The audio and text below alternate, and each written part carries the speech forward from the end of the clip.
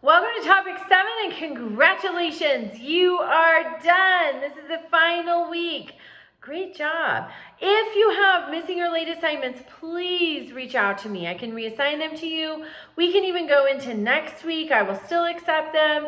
So please, if you have missing or late assignments or quizzes, you can still submit those for a full credit opportunity. Just reach out to me.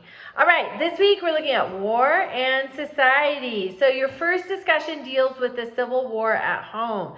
Even though the Civil War was primarily fought in the South, it was still hard on homes in the North. So take a look at that, pick a side, let me know what you think.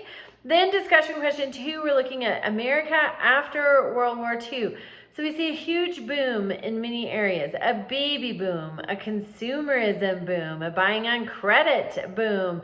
We see people moving to the suburbs, a suburbanization boom. And then also we have the Cold War, and that really never turned hot. Well, we were at war with the Soviets. For example, in Vietnam, they backed North Vietnam, we backed South Vietnam.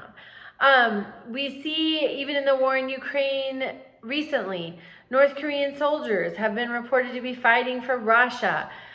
We've been helping Ukraine, but we never went directly to war with the Soviets, and that's attributed to the nuclear weapons, and it's attributed to the leaders of the US and the leaders of the USSR realizing how totally destructive nuclear weapons were, and so they really didn't want to use them. But Khrushchev was not above threatening them when he put them on Cuba's coast and faced them toward us.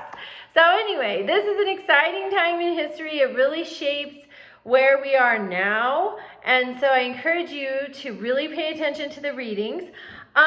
Then also the Berlin Airlift is one of my favorites. I think it's such a harrowing story where the United States and Britain worked together to make sure that those who were blockaded, they were trapped behind the blockades, they had their food, their fuel, their medicine. They supplied them until that blockade was lifted, and that was for almost a year. That is a dedicated effort to no man left behind. Okay, also you have an America at War assignment.